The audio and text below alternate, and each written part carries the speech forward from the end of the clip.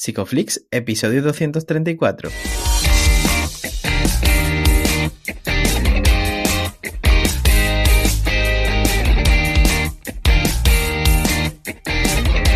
Bienvenidos a Psicoflix, un podcast para psicólogos y psicólogas, un podcast donde entre todos buscamos ser cada vez mejores profesionales de la psicología. Aquí hablamos de todas las estrategias, técnicas y noticias de la psicología contemporánea, pero siempre con la evidencia científica que nos gusta defender. Hoy estamos emitiendo nuestro episodio número 234, en el que vamos a hablar de la terapia en minorías sociales. Pero antes, recordaros que en psicoflix.com podéis registraros y acceder a todo el contenido exclusivo para suscriptores. Bienvenidos al podcast, muchas gracias por estar aquí, yo soy Ye. ¿Qué tal, Darío? ¿Cómo estás? Hola, Ye, pues aquí estamos con esta voz ronca, digna de ser un lunes por la noche, pero no, estamos un lunes por la mañana grabando, o sea que energía por dentro, pero por fuera decrépito. Y bueno, yo creo que eso podrá dar para un libro.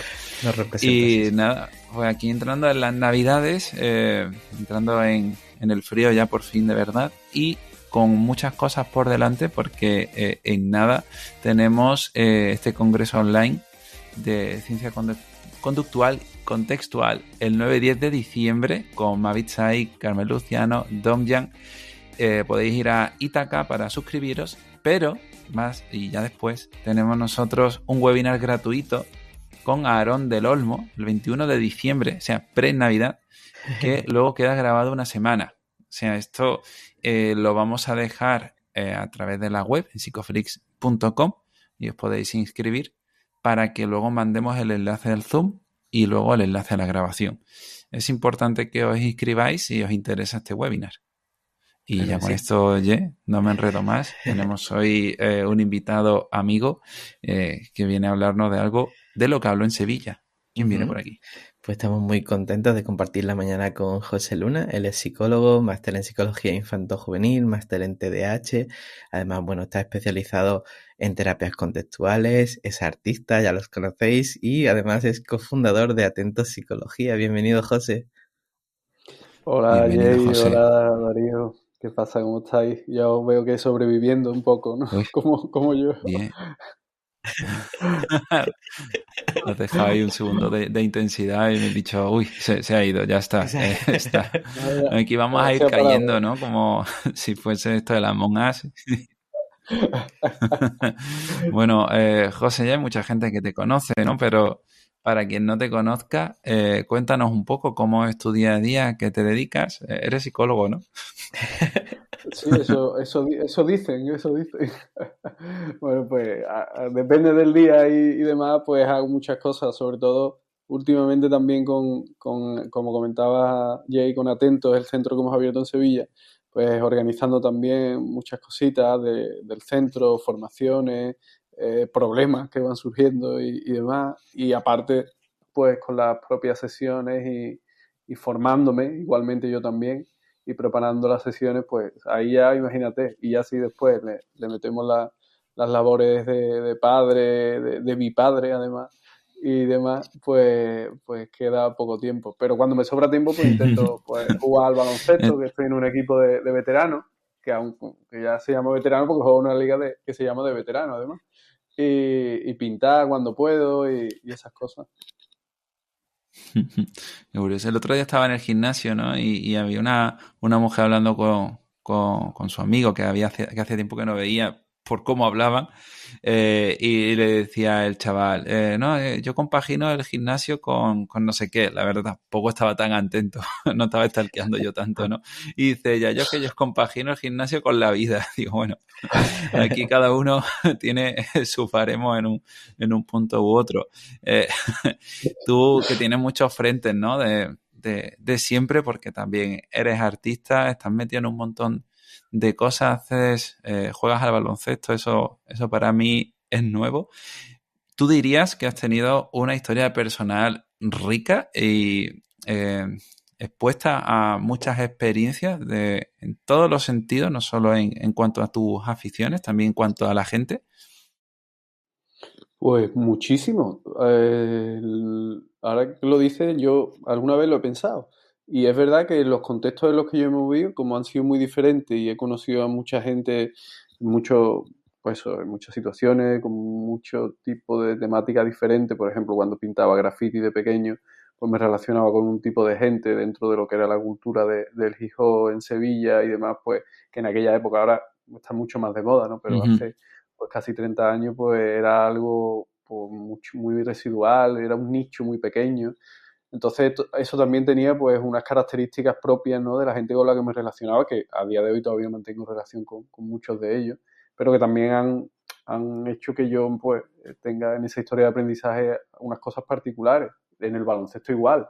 Los equipos en los que he estado, la gente que he conocido después en la facultad, que por ejemplo en la facultad es algo también que yo me he dado cuenta con los años que para mí era lo normal, ¿no? Pero cuando me iba comparando con a lo mejor con amigos, incluso con amigos que también tenían estudios universitarios, me daba cuenta del particular contexto que es la Facultad de Psicología en Sevilla y suele ser en general, ¿no? En el tema de que la mayoría de los alumnos sean alumnas, sean mujeres. Y que para mí eso me dio me ha dado una perspectiva también de poder entender mucho mejor, bueno, pues ese contexto en el que viven las mujeres, en el que viven sobre todo las compañeras, que, que muchas veces otras personas que no han tenido esa relación tan directa a lo mejor con esas particularidades y tener tantas compañeras y ver cómo pues, esas dificultades que pueden llegar a tener por el hecho de ser mujer muchas veces, pues me ha ayudado a entender muchas cosas. No significa que yo no tenga mis sesgos machistas por haberme criado en una sociedad que pues históricamente, culturalmente más centrada en el hombre, pero me ha ayudado muchísimo a entender también pues que hay otra forma y a entender la sensibilidad muchas veces de las mujeres.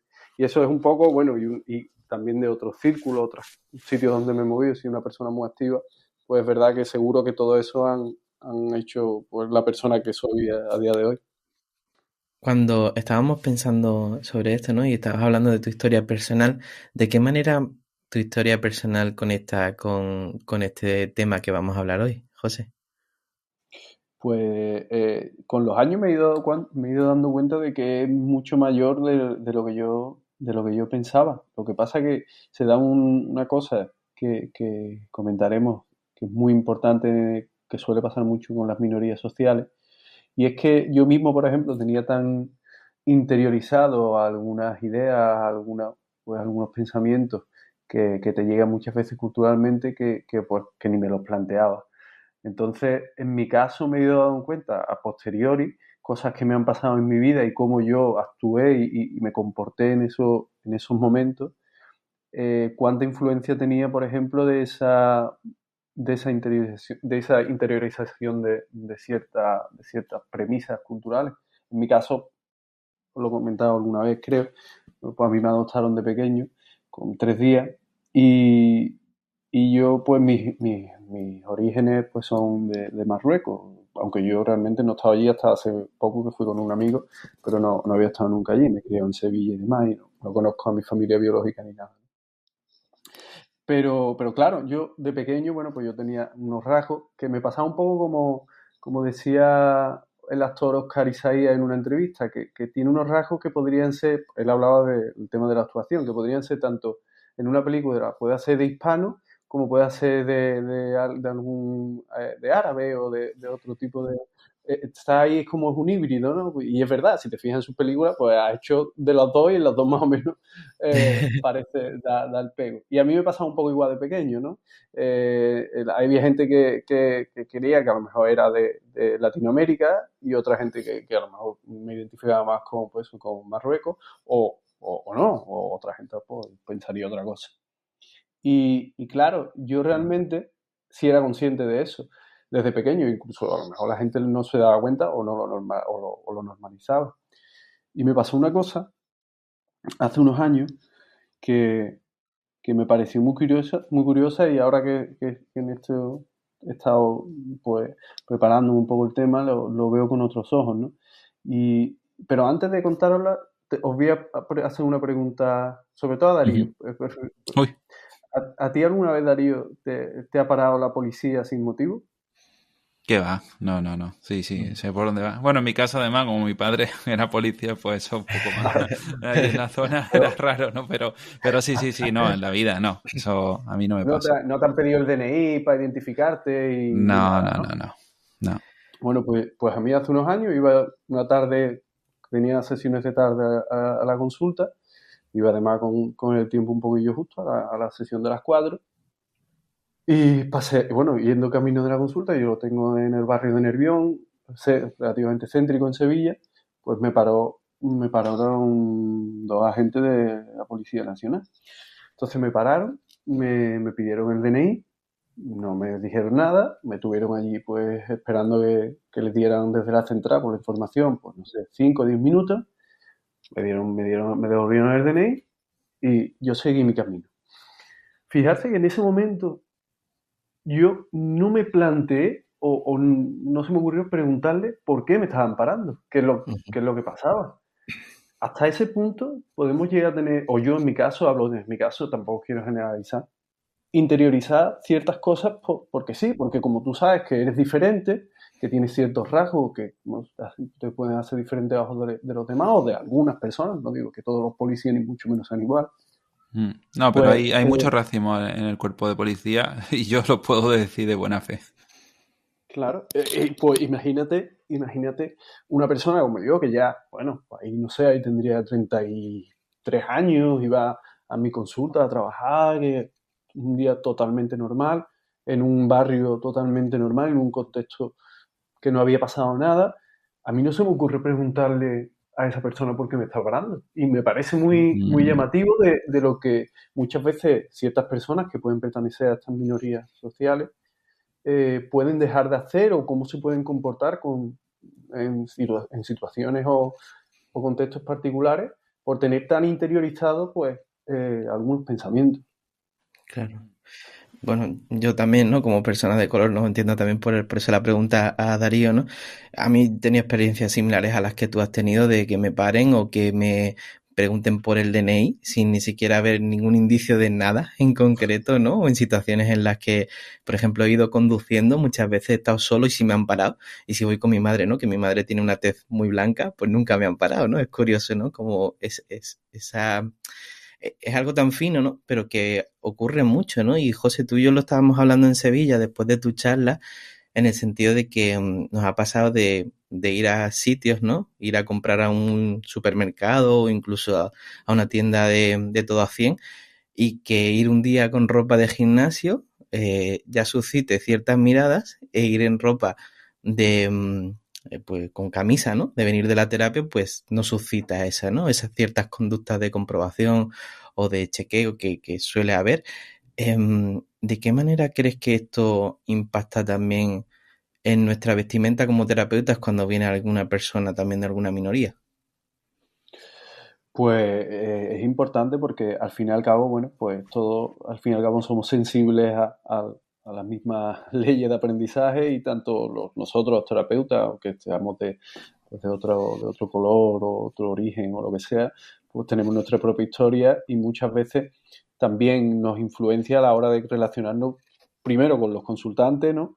Y también con nosotros mismos también lo que hacemos, ¿no? Y muchas veces yo, por ejemplo, al principio sí notaba que tenía como ese, que a lo mejor, bueno, es una constante en mi vida, ¿no? Pero que puede ser como al principio en terapia un deseo de aceptación muy grande, ¿no? Y de aparentar lo que no eres, que le puede pasar también perfectamente con el tema de la vestimenta a cualquier persona que no tenga estas características, ¿eh? No es solamente. Pero en mi caso, por ejemplo, en nuestro caso a lo mejor puede ser un poco más, un plus por ese deseo de encajar. Y yo recuerdo que era curioso porque al principio, en los primeros años, me llegaba mucha gente de un colegio de Sevilla que, bueno, que está dentro de Legionarios de Cristo, PUCE y demás, que son gente muy religiosa, con las que yo no tengo absolutamente ningún problema. Pero claro, me llegaba un perfil determinado de una gente con un nivel adquisitivo muy alto y demás. Claro, entonces yo recuerdo que casi inconscientemente esos días me ponía yo como más formal a nivel de ropa, estamos hablando, como para dar una impresión mejor a estas personas cuando, por ejemplo, con los años ya, la experiencia también, que eso es súper importante, es justamente lo contrario, en el sentido de que tampoco es que vaya ahí en chándal cuando tengo que recibir a alguien, ¿no? Evidentemente, y si es un perfil de este tipo, pues igual que si es un perfil de otro tipo. Pero sí que es verdad que antes me controlaba mucho ese tipo de situaciones y también me activaba de una manera especial. Y bueno, yo a lo mejor intentaba controlar un poco con el tema de la ropa, que en la actualidad pues es una cosa, pues, en mi caso, por ejemplo, mucho más flexible porque me he dado cuenta que no tiene absolutamente nada que ver, aunque puede tener un impacto también en las personas que te ven, evidentemente, pero también se puede trabajar con eso y que bueno, cada uno o cada una ya depende de si le compensa o no le compensa tener en cuenta eso en su día a día a la hora de trabajar, como por fin y al cabo es algo que también pues nos quita energía, ¿no? Tener que estar pensando continuamente en ese tipo de cosas y te puede a lo mejor alejar un poco el foco de lo importante, ¿no? De la terapia y de lo que estamos haciendo. ¿En alguna ocasión habéis notado, porque claro, bueno, en vuestro caso ponéis vuestra cara en redes, más o menos se puede conocer, si os buscan a través de ellas, pues ya saben, ¿no? Cómo sois, pero de esto que pasa en vuestro número, pues una persona que ya ha ido a terapia con vosotros y viene alguien de nueva, ¿habéis percibido algún atisbo de racismo a la hora de empezar estas sesiones en algún momento? Yo diría que no. No sé si tú has tenido esa experiencia, José. Pues yo diría que en alguna ocasión puede ser más quizás un seco que yo he podido tener o Ujú. algo. He podido quizás percibir algo, pero nada que nadie evidentemente haya explicitado o haya dicho de una forma o haya visto una prueba. He tenido incluso, fijarse, he tenido algunos consultantes que eran personas pues que me contactaban a lo mejor por referencia de alguien que se las daba y demás y venían a verme y eran personas después pues a lo mejor pues de extrema derecha, algunos de ellos pertenecientes a grupos radicales y claro, yo cuando los veía yo tenía el pensamiento, digo, esta persona no creo que vuelva porque ha venido sin conocerme, no sabe quién soy y además por su ideología, además que eran personas bastante activas dentro de este tipo de ideología, yo pensaba que no le iba a cuadrar contarle a una persona con mis características sus intimidades y además que eran cosas, bueno, pues que podían tocar en cierto modo con eso, con la Ujú. raza y demás. Pero curiosamente eran personas que volvían, personas que estaban dentro de...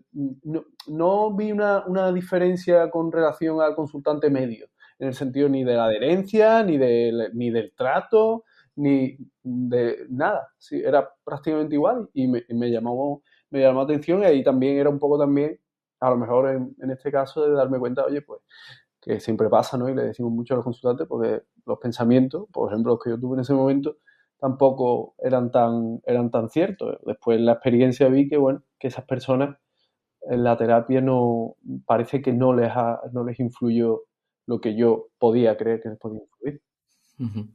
Es curioso, ¿no? Porque en Estados Unidos, por ejemplo, o en Inglaterra, pues se habla de POC, ¿no? Que es el terapeuta POC, que es Person of Color, y entonces la gente tiende a buscar terapeutas, por ejemplo, ¿no? Las personas africanas, ¿no? Pues tienden a buscar Ujú. personas que sean terapeutas, pues que tengan una historia de aprendizaje similar, porque entiendo que hay una serie de barreras psicológicas también para cuando las minorías buscan ese apoyo psicológico, ¿no?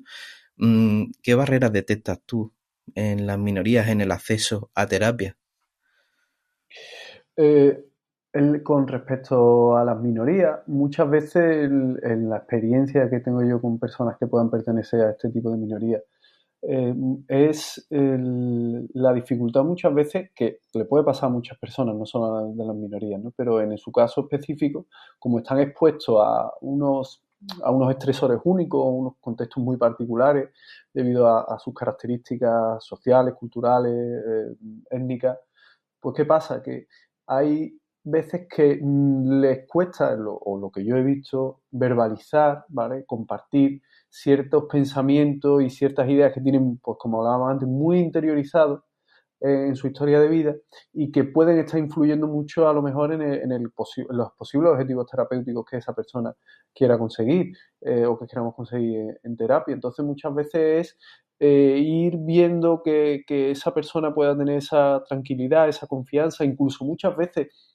ayudarle a que sea sensible, que eso es algo que intentamos siempre, ¿verdad?, con todos los consultantes, independientemente de que pertenezca a una minoría o no, ¿no? Que sean sensibles a ese contenido verbal que tienen, que muchas veces, y a esas contingencias, a lo que pasa, pero en su caso concreto, como está tan interiorizado, fijarse en el ejemplo que yo ponía antes, ¿no? Conmigo. Yo mismo eso lo veía como algo normal, lo que me pasó con la policía, y a lo mejor eso es algo que no comparto con una persona, pero eso a lo mejor bebe o tiene detrás otras cosas que pueden estar influyendo a lo mejor en otras situaciones, en otros comportamientos que yo puedo estar teniendo a lo mejor desadaptativos en otros momentos, en otras situaciones. Entonces, más que nada, o lo que yo veo en mi experiencia particular es esa dificultad de que siempre tenemos los terapeutas y las terapeutas de ayudar a que esas personas sean más sensibles a lo que pasa, a lo que se dice. Pues en este caso, con la interiorización de esa victimización y esa discriminación, pues, ostras, es que estás como más enterrado y muchas veces a los terapeutas nos puede llegar a dar un poco de apuro preguntar ciertas cosas porque esto pasa mucho, ¿verdad? Por miedo a ofender o a que nos malinterpreten, ¿no? ¿Creéis que la psicoterapia, bueno, la psicología en general está haciéndole el hueco suficiente a las variables culturales? Bueno, pues yo creo que depende de los profesionales y de las profesionales. Habrá profesionales que sean sensibles a sus propios sesgos, al fin y al cabo somos hijos de cada uno de nuestra cultura, de nuestro tiempo, y si no somos sensibles a ese tipo pues, de influencia Sí, que en tenemos. este caso, José, yo me refería a la divulgación en sí, ni siquiera hablo de profesionales independientes, sino, por ejemplo, pienso cuando estoy leyendo algún manual, no hay tanto espacio, por ejemplo, a la espiritualidad o a la religión, ¿no? Cuando en muchos casos está condicionando mucho el comportamiento de algunos clientes y clientas. Sí, eso sí, sí estoy de acuerdo contigo en que muchas veces hay ciertas variables, por ejemplo, la espiritualidad, que cada uno pues, podemos tener la nuestra o no tener ninguna conexión con eso y demás, pero es importante tenerlo en cuenta en terapia porque influye, como tú decías, muchas veces eh, de manera significativa en el cambio, ¿no? Y a lo mejor desde la divulgación, desde la investigación, yo es verdad que no he encontrado gran cosa en general en relación a las minorías sociales, por ejemplo, desde un punto de vista más de contextual o de análisis de conducta, hay poco. Hay algo con respecto, por ejemplo, a las minorías sociales, entendiendo como minoría por el tiempo, no tanto por el impacto o la notabilidad que tienen el colectivo LGTBQI+, siempre me lío un poco con el término. Ahí sí hay a lo mejor un poco más de estudio, pero también es poco, ¿eh? Y yo he tenido experiencia, por ejemplo, con consultantes que se podrían englobar dentro del colectivo, y es verdad que tienen unas particularidades que hay que tener en cuenta, y muchas veces desde la divulgación y demás, a no sé que seas, por ejemplo, un terapeuta, una terapeuta que te has especializado en eso y además te promocionas como tal, que los hay, ¿verdad? Hay compañeros que lo hacen y trabajan específicamente con el colectivo, pero en general no veo que sea algo que se tenga muy en cuenta en la divulgación ni en las formaciones. Claro. ¿Qué disposicionales crees que no se suelen tener en cuenta cuando se hace un análisis funcional en una minoría, por ejemplo? Pues alguna disposicional que yo crea que puede estar influyendo en el análisis funcional de la persona puede ser, por ejemplo, a nivel de cosas muy que pueden parecer como muy de sentido común, muy pequeñitas, muy lógicas, pero que pueden tener mucha importancia. Por ejemplo, recuerdo situaciones en las que he trabajado con personas que a lo mejor venían a España, de países de Latinoamérica, y que por su situación, pues a lo mejor tenían que vivir pues en una casa con, no sé, 25 personas.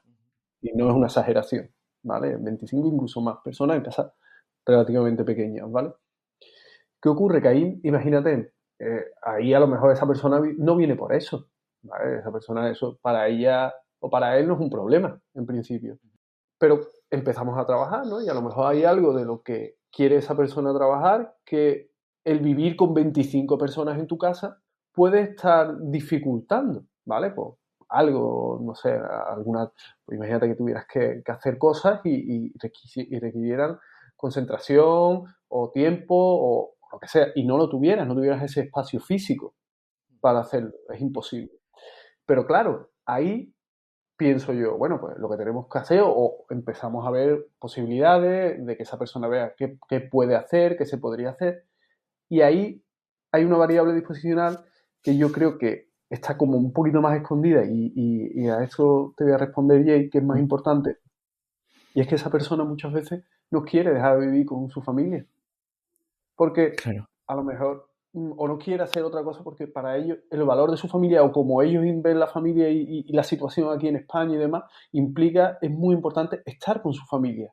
No, a lo mejor tú pudiera tener la posibilidad de irse y buscarse algo, pero es que no es algo, claro, que eso podría ser a lo mejor desde nuestra cultura o desde nuestra historia, algo como más lógico. Sino, bueno, si yo me puedo a lo mejor incluso llegar a permitir una habitación en un sitio diferente o un piso, no sé qué, ¿cómo no lo voy a hacer? Es que para mí no es incompatible con no querer a mi familia, no ser mi familia. Pero bueno, hay ciertas personas, no es una excepción al fin y al cabo, que vienen de estos contextos en los que está con su familia en España, aportando, estando con ellos, el sentido que tienen por su familia, por la espiritualidad que tú hablabas antes también, Darío, de la religiosidad, pues para ellos es importante y no es algo a lo mejor que yo tenga que promover si esa persona no quiere promoverlo. Eso puede ser, pues eso, una interpretación mía. Pero a lo mejor hay que ir por otra vía, por otro sitio y no atacar a eso directamente. Estoy pensando sobre esto, José, porque sí que es cierto que en mi caso no puedo generalizar tampoco, pero no sé si es vuestra experiencia con consultantes de Latinoamérica que han venido a España a trabajar o a empezar o a buscar una nueva vida, ¿no? Sí que es cierto que pueden existir muchas reglas de sobreesfuerzo, porque han vivido contextos de vida muy, muy duros donde sus condiciones socioeconómicas han sido, pues, muy malas, ¿no? En este caso. Y entonces el terapeuta puede entrar a invalidar sin darse cuenta de que esta persona está reaccionando a su historia y a unas condiciones de vida materiales que ha vivido esta persona, ¿no? No sé si reconoce este patrón también.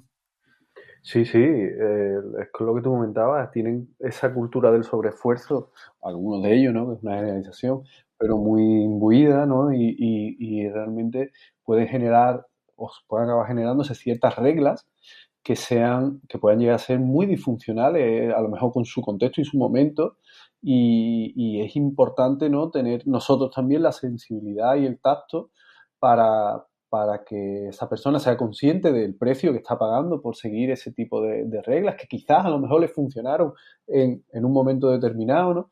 Y en una situación concreta, pero que a lo mejor ahora pues tiene que abrirse también al cambio. Y es difícil por lo que tú comentas, porque pueden ser reglas que estén fuertemente quizás reforzadas por el cambio y lo que supuso ese logro de muchas veces de esa mejora del estilo de vida y demás, o de la dificultad, ¿no? De esos que yo siempre, además, los admiro muchísimo a las personas que veo en España, inmigrantes, Sí, ¿no? Y como digo, es que este chaval, esta chavala estaba hace 10 años, 15 años en su pueblo, en su aldea, depende de donde sea. Yo también ahí tiene cada uno los sesgos y se monta las películas que sean, ¿no?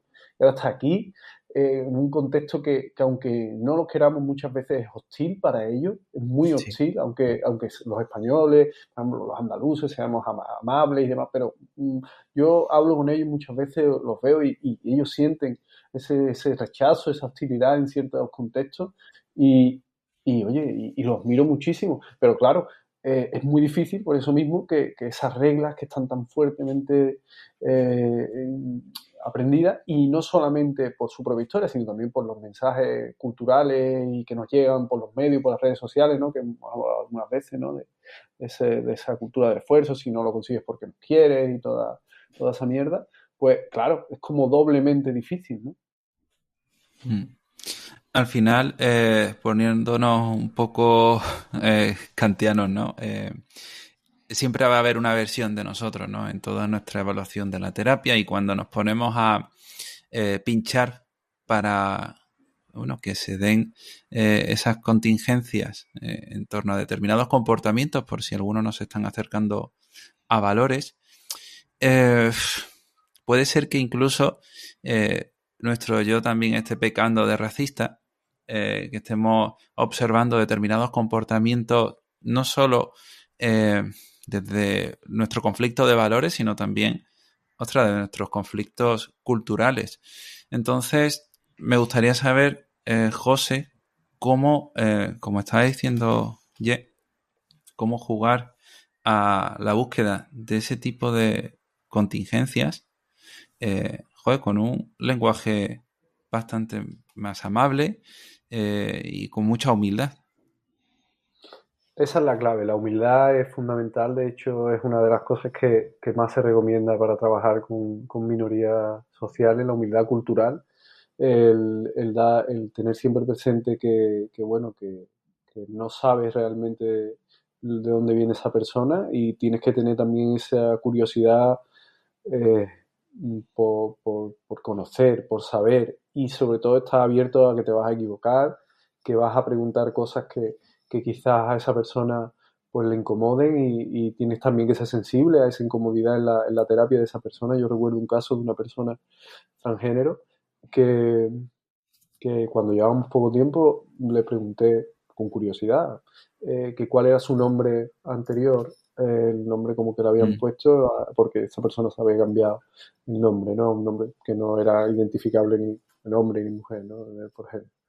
Y esta persona me dijo que esa pregunta no se hacía, que eso era algo como que era como de mal gusto dentro del colectivo, o para él, o para esta persona, era de mal gusto. Entonces, claro, fijarse yo ahí, lo primero que me sentí mal porque digo, ostras, he ofendido a esta persona, pero lo que hice, lo mejor que pude fue, bueno, disculparme, darle normalidad en el sentido de decir la verdad, yo no lo sabía, y también si ves la posibilidad de trabajar con eso. Oye, esto realmente como te ha hecho sentir que yo te he preguntado, esto, tengo que ser sincero, no lo hice en ese momento porque en ese momento estaba activo y no me di cuenta. Si me volviera a pasarlo, es probable que lo haría porque ya tengo esa experiencia, tampoco me voy a echar flores de algo que no hice. Pero si es algo que lo que sí hice fue, lo principio, fue darle normalidad, pedirle disculpas y seguir con la terapia también para que esa persona viera que, oye, que es normal también que te equivoques y demás y seguir, ¿no? Pero a posteriori sí que es verdad que, bueno, y también me dio información para seguir trabajando con esa persona, ¿no? Lo que me comentó, ¿no? Pero sobre todo eso, tener esa humildad, esa curiosidad, si te equivocas o dices algo que pueda molestar a la persona por desconocimiento, pues pedir disculpas y trabajarlo si se puede y seguir con el objetivo terapéutico, que al fin y al cabo que es lo que importa. Yo quería llevarte ahora, José, a otro lugar, ¿no? Que está relacionado con otros episodios que hemos hecho sobre el yo. Y quería preguntarte por esta narrativa del self que se construye, ¿no? Para una persona que ha nacido y vive en el mismo sitio, esa construcción, pues, bueno, por lo general suele ser bastante más sencilla que para una persona que ha nacido en un lugar o ha sido adoptada o ha nacido en un lugar y luego de pequeño, ¿no? Ya la han llevado a otro sitio, ¿no? Han emigrado. ¿Cómo ves esa construcción del self? ¿Notas alguna diferencia? Sí, hay una diferencia para mí muy importante, o por lo menos desde mi experiencia, como yo lo veo. Y es un tema, por ejemplo, que hablé un día con Darío, que es el tema de la búsqueda de congruencia, ¿no? O de la incongruencia de la búsqueda de congruencia, que llamo yo. Entonces, muchas veces, cuando intentamos tener ese relato congruente, ¿vale? Y buscamos esa coherencia social y demás, nos perdemos muchas veces de la coherencia funcional, ¿no? De que al fin y al cabo, como hablamos con Darío, la coherencia pues, es una propiedad del lenguaje, ¿no? Y ocurre que las personas en ese relato intentamos ser coherentes. Y sí, en el relato de esta identidad propia. ¿Y qué ocurre? Que muchas veces nosotros, por ejemplo, en mi caso personal, me crío en una cultura como la española desde que nací y con padres españoles, todo igual, pero yo tengo como esa otra parte en la que me voy diciendo bueno, que yo soy de aquí pero no soy de aquí, que yo pertenezco aquí pero no pertenezco a esta cultura o que mis orígenes no son otros, son otros. Y no solamente eso, sino te va creando también la dificultad de que en España en concreto, sobre todo antiguamente y ahora también, la visión que parte de la sociedad tiene, por ejemplo, de la, de la cultura marroquí, por ejemplo, tiene muchos sesgos y muchos prejuicios. Y yo me voy criando con eso y me va creando también una disonancia, por así decirlo. Porque en parte, bueno, nadie me dice a mí nada por eso, porque además la mayoría de la gente no lo sabe explícitamente, no me lo identifica, pero yo sí lo sé. Y entonces, y yo al mismo tiempo recibo muchas señales de, ostras, pues típicas bromas que se hacen, por ejemplo, sobre los moros, sobre no sé cuánto, no sé qué, y tú te vas criando con eso cuando eres un niño, ¿vale? Pero tú sabes tu historia.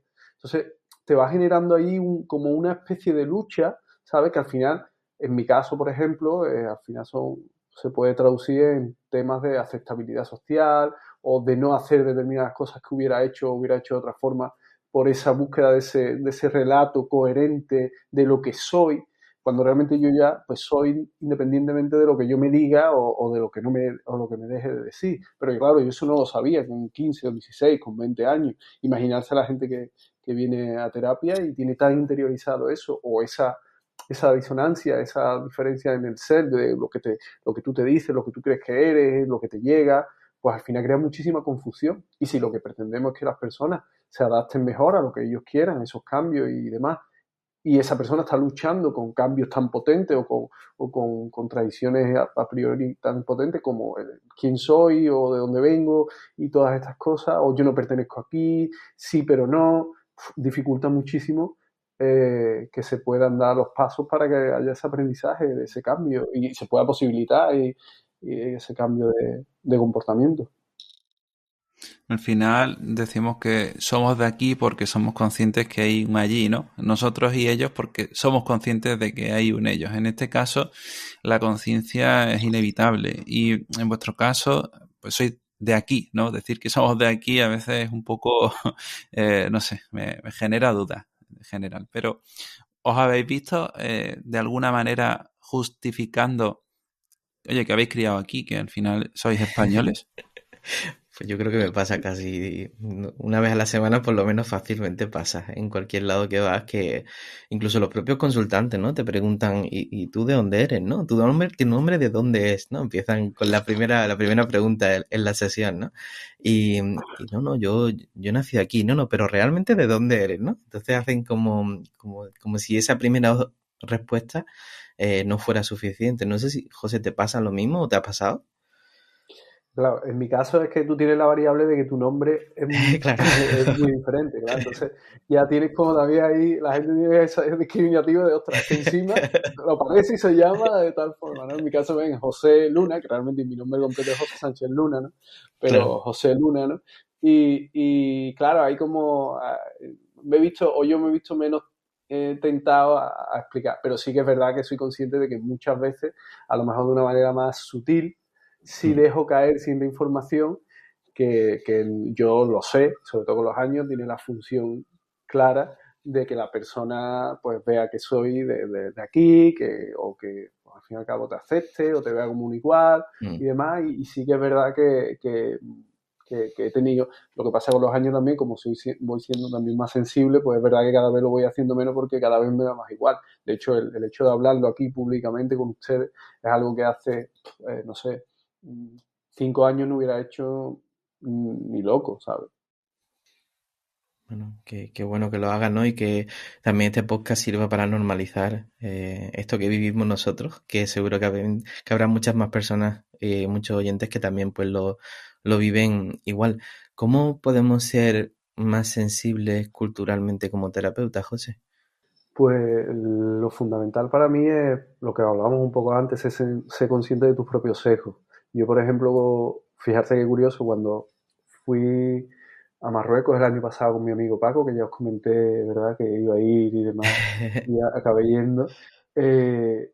Yo os acabo de contar todo lo que yo he pensado durante estos años con respecto a mi identidad y demás, y yo sabía de dónde yo procedía, pero era la primera vez que estaba allí. Entonces, cuando yo llegué, realmente para mí fue como una bofetada de realidad, pero de mí mismo, de darme cuenta de todos los sesgos y todos los prejuicios que yo llevaba arrastrando y que llevaré todavía arrastrando con respecto a su cultura, pues ver aquello para mí fue totalmente diferente porque tuve contacto con su cultura, con sus diferencias, porque al final lo ves desde fuera, lo ves como algo homogéneo, como por lo típico, ¿no? Generaliza. Pero cuando estás allí, hostia, te das cuenta de, yo es que tengo un montón de prejuicios, aun creyéndome yo una persona abierta, flexible y demás, pero igualmente los tengo. Y yo no los he elegido, igual que la gente no suele elegir por nada de sus hijos, pero a mí me ayudó a darme cuenta de lo mucho que tenía, a derribar muchísimo y a trabajar en ello. Y para mí fue una experiencia brutal. Entonces, una buena manera, por ejemplo, como tú comentabas o que tú me preguntabas, Jay, para mí es tener experiencias. Tener experiencias que te pueden llegar incluso a incomodar. No fue mi caso, porque a mí no me incomodó, pero de hecho lo disfruté la experiencia, pero también hay de otras en las que está incómodo y aprendí un montón. Entonces, tener experiencias diferentes, con gente diferente y hacer cosas diferentes puede ayudar mucho a darte cuenta de cosas que ni tú mismo te sabes. Hay un falso dilema entre lo que, o sea, si todos somos iguales o somos diferentes. Cuando hablamos de disposicionales culturales, hablamos de disposicionales también, y a lo mejor tenemos que buscar que lo normal sea ser diferentes, ¿no? Y que deje de sorprendernos cuando, bueno, pues tenemos comportamientos diferentes y creencias diferentes. Esto supongo que se irá dando, ¿no? Y como dices, pues esta apertura se va buscando, pero al final nos están escuchando también personas que dan esos primeros pasitos en consulta, se exponen a la práctica, ¿no? Y por lo tanto, pues no tienen los suficientes años de vida para exponerse, ¿no? A muchos escenarios. ¿Crees que hay algo más accesible, ¿no? Como algún libro, alguna película o algo, ¿no? Que la gente pueda buscar ya y ayude un poco a esta flexibilidad y conciencia. Como tú comentabas, es evidente que habrá mucha gente que esté empezando, que no tenga a lo mejor la posibilidad de pues, estar viajando, hacer cosas muy, muy grandes para conocer otras culturas y demás. Pero a nivel micro, a nivel de tu ciudad, de tu pueblo, seguro que hay algún sitio en el que hay gente de otra cultura que tú en tu vida a lo mejor has pensado pararte por allí. Imagínate un bar típico de, yo qué sé, un bar de tradición peruana. Imagínate, pues el simple hecho, que es una cosa muy pequeñita, tampoco es que eso signifique que tú ahora entiendas la cultura peruana, pero el simple hecho de, bueno, pues voy a pararme aquí a comer y a observar en el día a día, voy a interactuar con ellos y a lo mejor dentro de la semana que viene vengo y ya a lo mejor hablas con uno, hablas con otro o no, o simplemente observas.